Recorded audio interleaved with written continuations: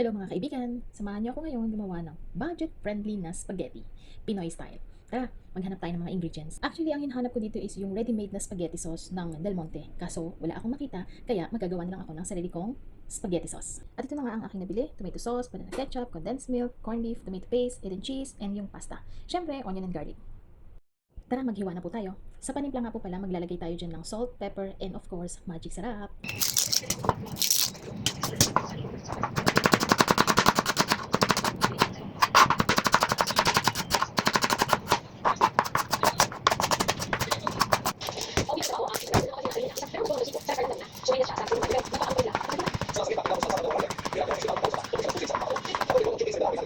Magpainit na po tayo ng kawali.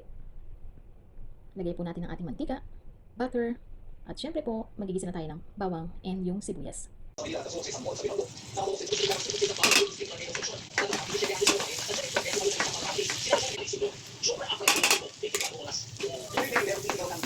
Diyos ko po, Rode, at munti ko nang makalimutan ang hotdogs.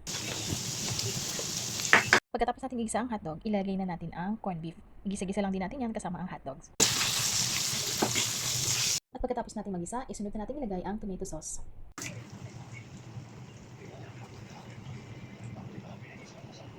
Maglagay tayo ng konting tubig.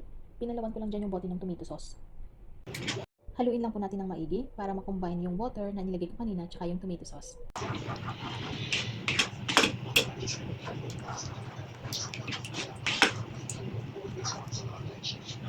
Isunod natin ilagay ang ketchup.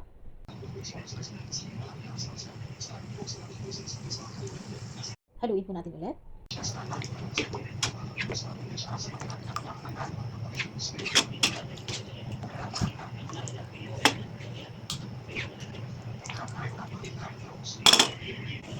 Ang talaga continuous yung paghalo para maiwasan na magkaroon ng sunog yung ilalim na sauce. Ilagay na po natin ang condensed milk. Ito po ang magsisilbing sweetness ng ating spaghetti sauce.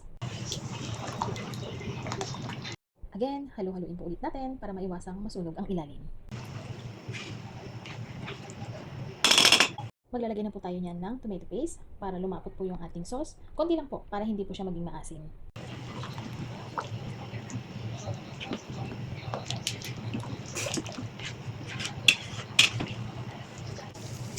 Yan, kumukulo na po siya, kaya maglalagay na po tayo dyan ng pepper and yung salt.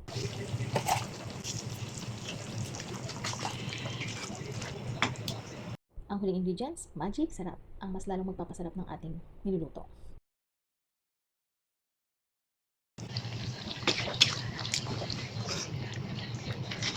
Luto na, kaya magte-taste test na tayo.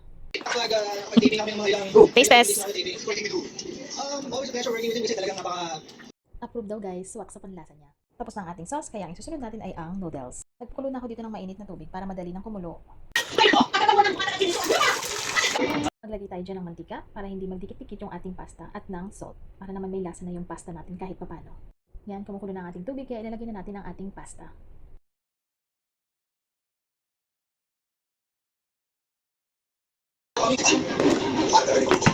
Yan, kumulo na ang ating pasta. So, haluin natin para hindi magdikit-dikit yung ating pasta.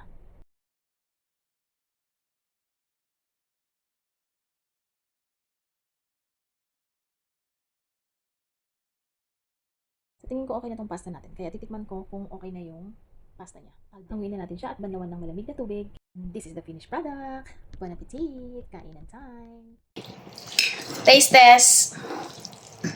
Ito na nga, my own version of spaghetti sauce.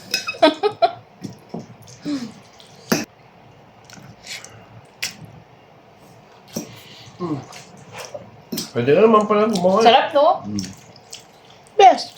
Dapat yan ang dami yung brand. At narinig nyo naman ang sinabi ng aking asawa. Ang sarap daw. So, paano ba yan guys? Hanggang dito na lang ang aking mini vlog. Hanggang sa muli. Paalam!